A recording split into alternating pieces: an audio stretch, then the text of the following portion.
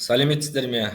Бүгінгі сабақтың тақырыбы қолайсыз атмосфералық құбылыстардан қалай сақтануға болады. Яғни бүгінгі сабақта біз мақсатқа жету үшін мынаны білуіміз қажет. Қолайсыз атмосфералық құбылыстардың түрлерін анықтаймыз. Олардың қорғану жолдарын түсіну, қауіптің алдын алу шараларын меңгеру. Енді біз сабақты білесіздер сұрақ арқылы бастаймыз. Бірінші сұрақ. Ауа райы құбылыстарына қарап, олардың қандай қолайсыз атмосфералық құбылыстарға жататынын және қандай қауіп төндіретінін анықтаңдар деп тұр.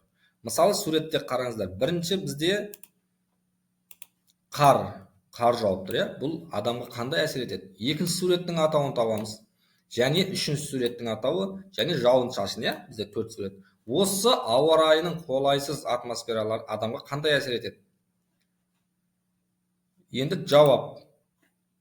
Қолайсыз атмосфералық құбылыстар ауа райы жағдайлары бұл адамдардың өмірі мен шаруашылық қызметіне, көлік қозғалысына, энергетика мен ауыл шаруашылығына зиян келтіретін немесе қиындық тудыратын табиғат метеорологиялық жағдайларын айтамыз.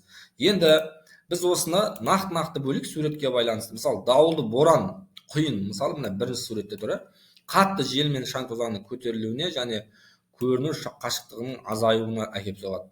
Боран, қарлы дауыл дегеніміз міне суреттегідей боран, қарлы дауыл болып тұр.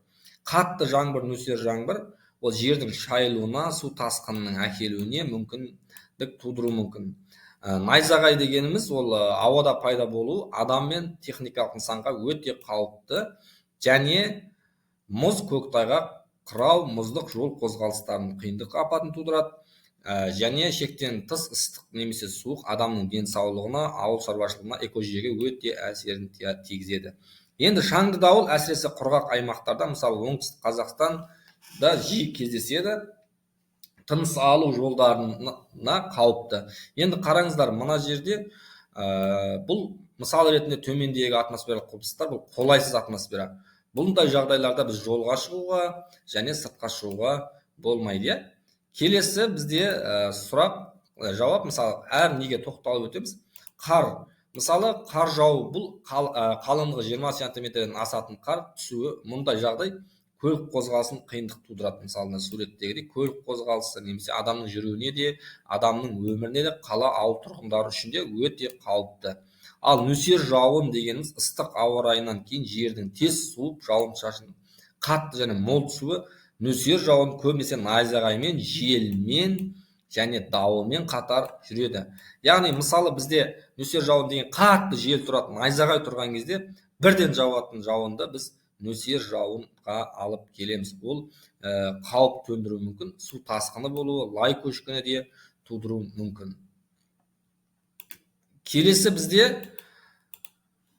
құрғақшылық дегенімізге кеп тоқталатын болсақ, бұл құрғақшылық суретте көріп тұрғандарыңыздай судың тартылып кетіп, жердің эрозияға ұшырап, құрғақшылыққа айналуын айтамыз. Мысалы, ұзақ уақыт бойы жауын-шашынның аз немесе мүлдем түспеуі, ауа температурасының жоғары болып, топырақтың кебуі салдарынан егінге, мал шаруашылығына үлкен зиян келтіреді. Бұның барлығы Қазақстанның оңтүстік және оңтүстік шығысында жиі байқалып отырады. Енді мұз және көктайғаққа келетін болсақ, бұл қыс мезгілінде жиі кездеседі. Суреттегідей, бұл құбылыстар адамның жүруіне және адамның денсаулығына өте зиян. Мұз, қырау, мұздық дегеніміз мұз ауадағы неден жиналады? Су буларымен жауын-шашын, жаңбыр, тұман, салқын қатып түсуінен пайда болатын жауын-шашындарды айтатын боламыз. Енді пайда болу шарттарына келетін болсақ, бұл мұздың ауа температурасы 0 градус болған кезде, төмен болған кезде мұз пайда болады. Ауаның салыстырмалы ылғалдығы жоғары кезінде немесе тұман мен жауын-шашын кезінде пайда болған кезін айтамыз. Келесі тұман дегеніміз, бұл тұманға келіп тоқталатын болсақ, бұл ауада ұсақ су тамшыларынан немесе мұз кристалдарынан жиналуы мүмкін. Нәтижесінде не пайда болады? Қолайсыз атмосфералық құбылыс пайда болады. Тұман кезінде көріну қашықтығы 1 километрден азайып, жол қозғалысы мен көлік қақтығысына едәуір қиындық туғызуы мүмкін. Енді тұман қалай пайда болады? Тұман әдетте жер беті мен ауа температурасының айырмашылығын туындырады.